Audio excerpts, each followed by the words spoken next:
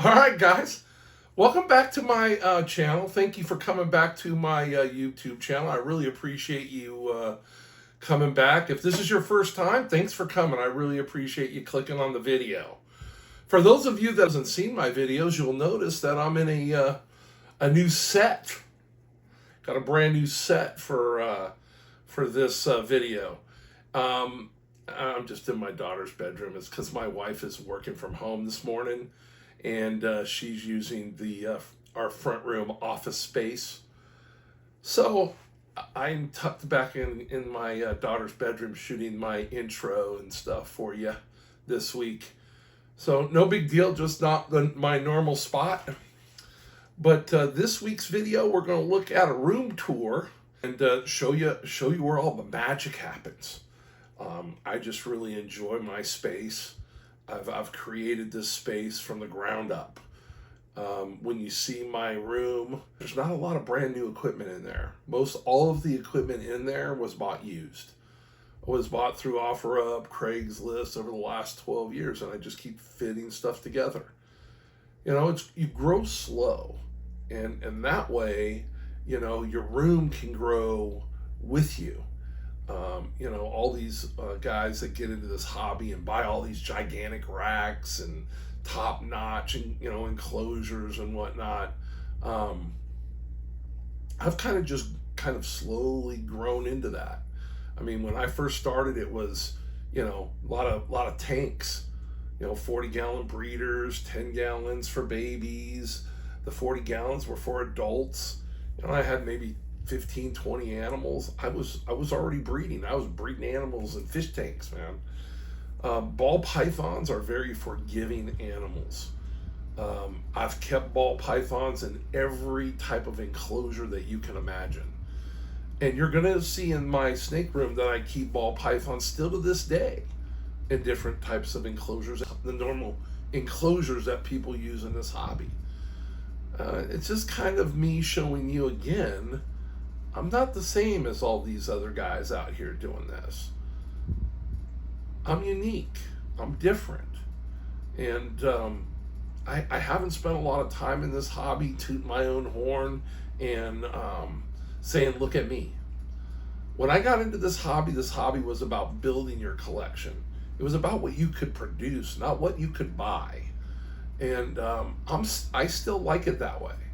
You know, I don't like I've told you before, I don't buy big combos. I'm buying single gene and double gene stuff because I like to make the combos myself. I like anything that you see in here that's more than just one or two genes.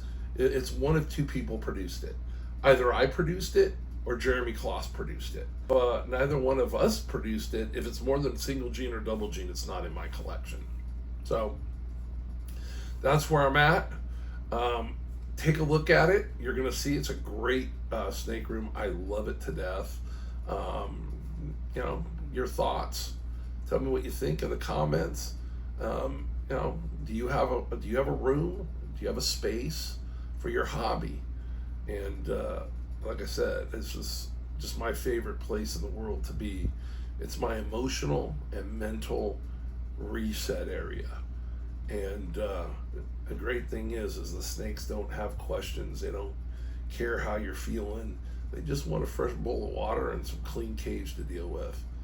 And it just down on just that level. And I love it in there. I spend hours and hours in there every week. So I'm going to share it with you. Tell me what you think in the comments. I'll see you in the middle for a get to know coach. At the end, we'll just wrap it up and say goodbye. Talk to you later. The last time I did this room tour, I started with a shot just like this.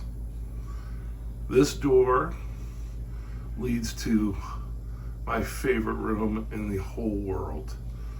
And it's in my house. It's a bedroom in my house. And this is my snake room. Give you kind of a once over. I've walked into the bedroom, shutting the door behind me. Here's a window. This is my baby section. That tank there on the left is my Pac-Man frog. And I've got an old teacher's desk in here. It's a steel case desk. It's my working station. It's where I, put the tubs and whatnot when I'm working on them. I've got about 34 spots of holding power for babies. You can see I've got about 6 or 7 tubs in use right now over there. All pickups, nothing that I've produced yet. So this is just the once over. I always start here at the desk. Got one of the little wheelie carts with some tubs and stuff on it. You come over here, I have a mirror. It's dirty.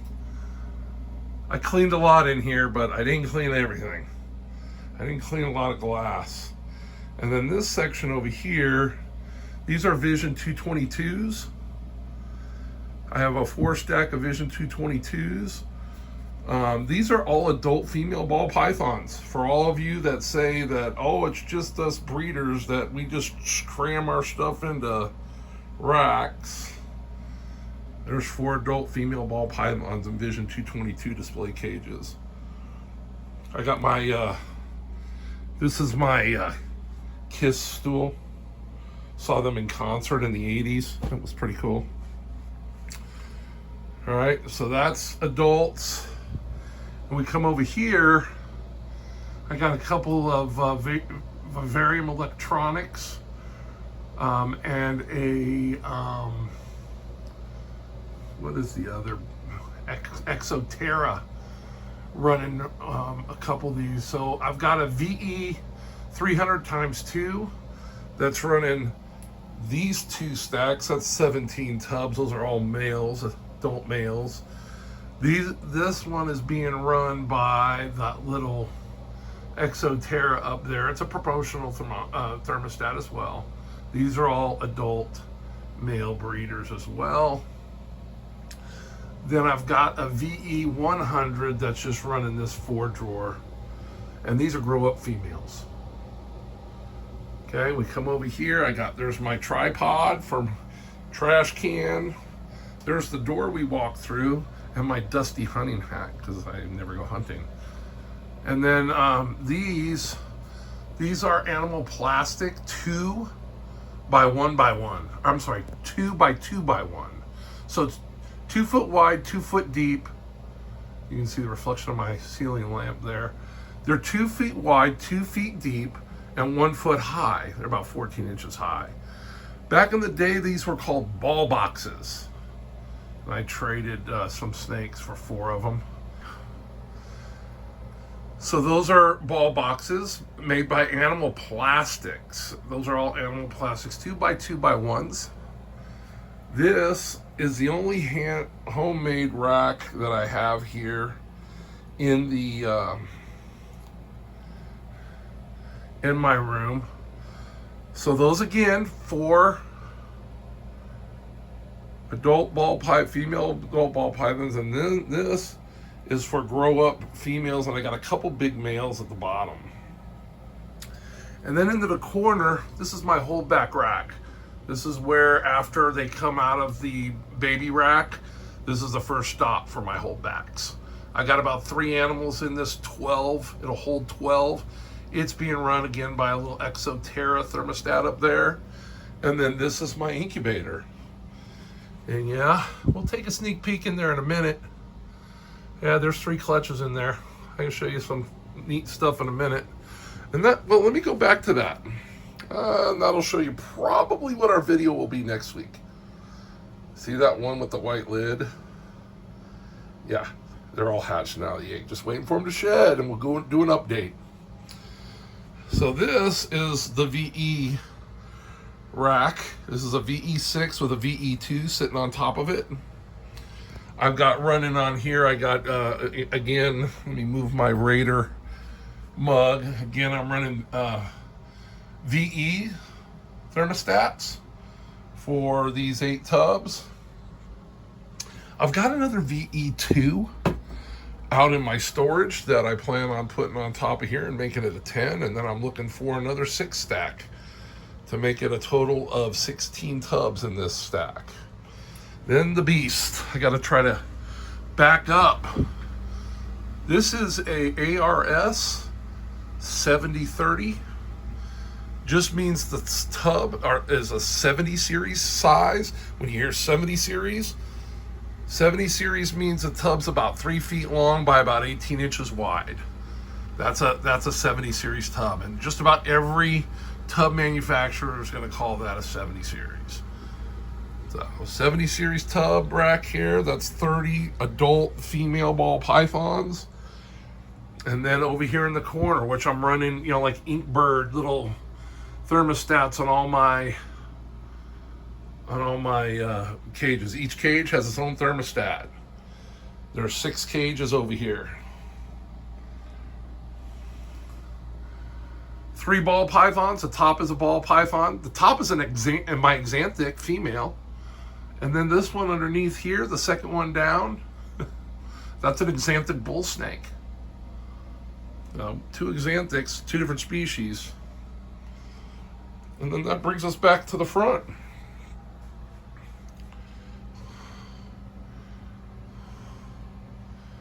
And this is I had a clutch of Gary the Snake.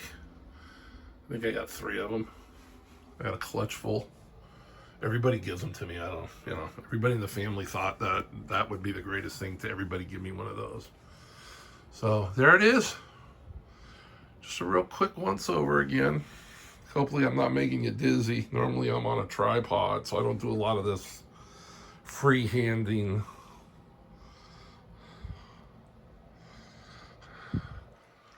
All right.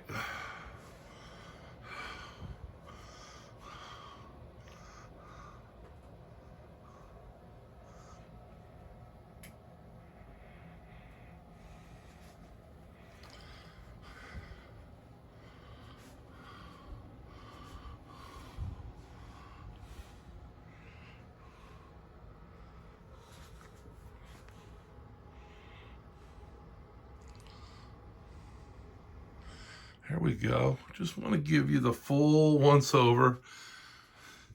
And then we'll show you what we got going on in the incubator. There it is, all the way around. This is my Pac-Man frog. He's in there hiding. Oh, there you go. There's the room.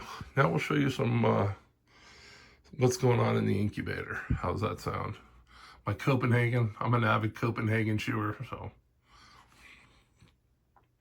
there you go. It's my favorite room in the whole world.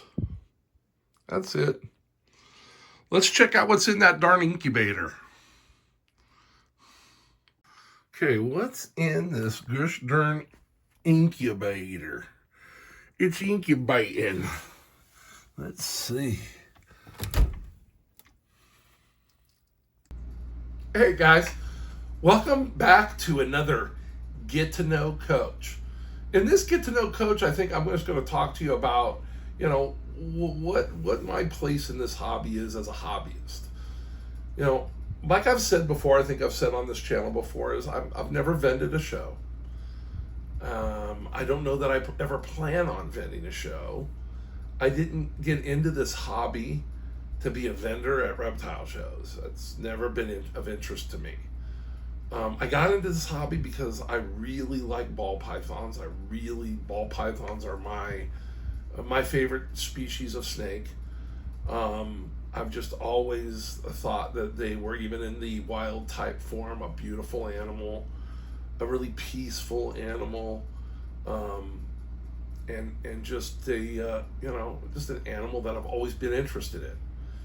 And then when I started researching it in like 2012, early 2013, end of 2012, I was just blown away by all of the genetics and the different things. And you got to remember, this is 13, 14 years ago. And so the genetics, all the genetics that we have today weren't around. We didn't use ultrasounds. They didn't have shed testing. And a lot of the genes that we have today, we didn't have. And so, it was a raw time. you felt like I felt like I was just getting in at the beginning of something really special. And it had been going on already for, probably 10, 12 years, really, when I got in. And so that's why I'm in. I'm in this hobby because I love ball pythons. I've never ever, we don't have a lot of shows in Arizona. We don't have a lot of reptile shows in Arizona. And LA for us is like a 5.5, 6 hour drive away. So we could do the super shows. I have a lot of my friends that vend shows, that do the super shows. For the longest time, we only had one reptile show all year in the Phoenix, Arizona metro area. And we started having one in Tucson. Tucson's about an hour and a half, hour and 45-minute drive south of Phoenix. And so we had the Tucson show, we had the Phoenix show. Well, we're starting to evolve a little bit and starting to get some more reptile shows. But, coming from an area in a state where, we had one reptile show a year, why would anybody get into this hobby just to be like vend shows? We don't have a lot of shows. You guys on the East Coast have way, way more shows than we do. So, no, I don't see myself ever vending at a show. That's not what I'm in it for. I don't have a big enough production to fill a table at a show. I'm looking for 3 to 5, maybe 6 clutches a year. And I hadn't even bred. I didn't produce anything the last 2 years. I didn't even pair snakes. I just feel like we have way too many ball pythons. I mean, I wasn't pairing snakes because we had over 60,000 available for sale on Morph Market. And I mean, we gotta start being a little more responsible about breeding ball pythons. I don't think that I don't think we need anybody popping out 50, 60, 100 clutches of ball pythons anymore. There's plenty for sale. There's still, in the neighborhood of 25, 26,000 ball pythons for sale on Morph Market. And that's just on Morph Market. And you got to understand, you got all the reptile stores around the country. You got guys like me. I don't do a lot of Morph Market stuff. I always got a couple snakes for sale. There's a lot of people probably like me. So I just feel like what's going to happen with it's no mystery, guys. People say, hey, the market's going to come back. The market's going to rebound. It's going to level out. Not while we have all this inventory, it isn't. Commerce is very easy to understand, guys. It's supply and demand. If supply is low and demand is high, prices go up. If supply is high and demand is stagnant or low, prices go down. That's how every market in America works, guys. There's no magic bullet. There's no leveling off. There's no, it's going to come back. This is when it's going to come back. When we get the inventory that's for sale under control and get that down so that our inventory or our supply is lower, that can better meet the demand. So you have supply go down. Demand doesn't need to go up. It just needs to stay the same. If we can get inventory down, prices, if demand stays the same, prices will go up. That's simple. It's that easy. There's no magic bullet. There's no, you don't have to sit here and, look into your abacus or your crystal ball or tea leaves or anything like that. It's easy peasy. Markets all work the same. Supply, demand. That's why gas prices are so high right now, right? Supply, the demand hasn't changed. The demand stayed probably pretty constant here in this country. Prices are going up because it's harder for us to get the fuel here, right? The supply chain is being affected by what's going on with our Iran war. So that's why prices are going up, because supply is being manipulated right? And so when supply gets harder, supplying the product gets harder, the price goes up. When the product's easier to supply again, the price will come down. It's easy. It's not a mystery. You don't need a crystal ball. Watch the number of ball pythons for sale on Morph Market. That's all you got to do. The lower that inventory drives, the better the market will do. Easy. It's very easy. So that's what was behind me not producing any ball pythons the last 2 years. I'm trying to do my part to reduce the inventory. What are you doing? What are you doing for your part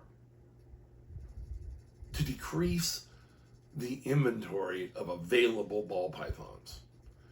If we can do that, our market will come back, and it'll come back strong. But we just got to be smart, you know? We can't just be flooding the market with babies. I'm going to make 100 clutches. You're killing me. You're killing me. Stop it. Let's get the inventory under control. Get the inventory under control. Get that inventory down. Demand will stay about the same. It always has. It always has. We're having just as many people come into this hobby as we were back in the day. We are. Probably more.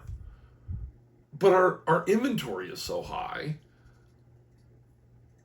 it still feels like sales are slow. They're sluggish. Prices are down. Get the inventory under control. Get the number of ball pythons for sale in the United States and Canada under control and lower, and the prices will go up and sales will start to move quicker again. Not hard. Very easy. We can do this. We're all in this together. We can do it. We just all have to, understand how commerce works. Supply and demand, guys. Reduce the supply and we'll do better. I promise you we will. Come with me, get with me, and let's reduce this inventory and get this darn hobby back under control. We can do it. I know we can. Enjoy the rest of the video, guys. I'll see you at the end. All right. So I decided not to pull those 2 tubs out of the incubator. If you can see down there, the bottom is full of, those are bottles of water. And the reason that the bottles of water are in there is because water is going to go to the temperature that's in there. I'm running at about 89 degrees. And if I open the incubator like I just did, air rushes out and it takes a while to get the incubator back to that 89 degrees. The water makes it easier because that water stays 89 degrees and helps maintain that inside the incubator when you open it closer to 89 degrees. So when you shut it, it's not a real big recovery. Okay, so that's why breeders put water bottles in the bottom of their incubators. So there's 2 in there. They're the eggs. One's a pastel lesser leopard Enchi fire to a pastel spot nose. I've never done leopard spot nose stuff, so I want to do that. The other one is kind of a test breeding. I've had this female for like 10 years. When I bought her from a sugar breeding, and the breeder thought she was a normal. And I bought her because I think she's a low expression sugar. And back then, I like to prove it out. I want to make sure, I wanted to see if it was a sugar. So I bought her. That snake was the worst eater and the most nervous snake that I ever dealt with. She is now right here. See, pause sugar. The 2 pink clips means that she's laid her clutch. And so that tells me we're trying to get her back up to her weight. I will bet you she didn't weigh 1,000 grams after she laid. she's probably never been 1,500 grams in her entire life. And that just goes to show, she's just a small girl. And they just like humans, you know, we have big people and small people. Just ball pythons have big ball pythons and small ball pythons. So she gave me a 4-egg clutch, and it's due to hatch next. Well, I got you here. I'll explain to you what all these different marks are. Like this mark here, the hanging tag usually means that I got a snake in shed. But because it's here next to a pink clip, that I know that fire red stripe paws het clown is being bred. And I believe she's gravid, and that's why the clips are like that. Here's another one that's laid. There's another one that I believe is gravid. This one over here, see how it's different? Right? This means she's off feed. She's not eating anymore. Okay? I have this one down here. Not eating anymore. These two are still taken as of last feeding. Those two, this one here and this one here, they're still taking rats. Right? That one on the bottom doesn't have a pink clip. She's just in shed. If it has a blue sticker, the blue tape means these are animals that I think might, could use an extra meal. When you're only feeding every 4 weeks, like I said, it's easier to put weight on a snake than take weight off a snake. So these would be the snakes that if I have an extra, these snakes are going to get it first. Okay? That's what that means. So now let's take a look at this. I'm going to give you a sneak peek of this.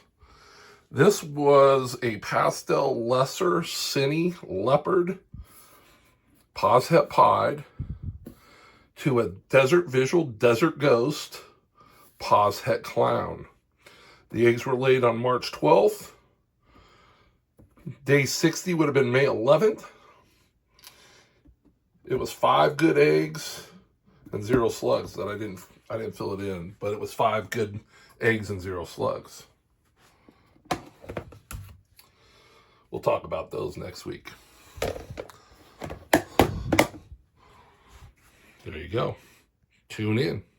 All right, that's going to do it for today. Another one in the YouTube can, I guess. I'm another week, another video. In next week's video, you saw the little sneak peek. If they've all shed in time for me to shoot footage next Wednesday or Thursday, next week's video will be my first clutch update video. That clutch in there is, I call it 2601, just means 2026, and it was the first clutch that hatched. So I'm waiting for the babies to shed out, and once I have all 5 babies shed out, we'll do an update. Hopefully that'll be next week. Usually it takes about 7 days. But these babies are tiny. They're small babies. The eggs were kind of small, first time mom. But again, you'll see a video of mom, you'll see a video of dad, or at least photographs, and then we'll go in and look at the babies, and I will give you my theoretical ID on each baby. So that's for next week. Show up, because that's going to be babies. It's my first baby video on the channel, I think. Thanks for coming. Thanks for watching. I really appreciate you coming by. I really appreciate your time.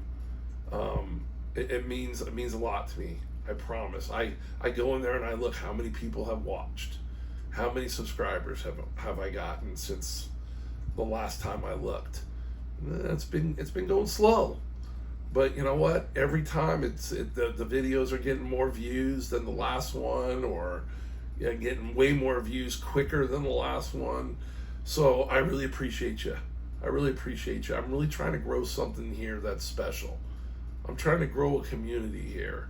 A community where we know we're not going to have negativity, where we know we're not going to be, trolled and deal with negative garbage.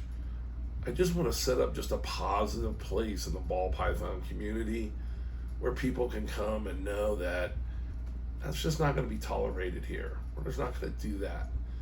We're accepting of everybody. There's room for everybody in the ball python hobby. So that's what I'm trying to do. I'm trying to create a community of people being positive and people supporting one another, being happy for one another. No jealousy and envy here. We're all in this together, guys. It's our hobby. It's our like-mindedness that drives us together. And let's accept that with open arms and accept that's what's good for our souls. So try to create something special. I'd really like it if you'd like to be a part of it. Have a great week, guys, and I'll see you next week. Do what this next screen tells you to do. Have a good one, guys. Bye.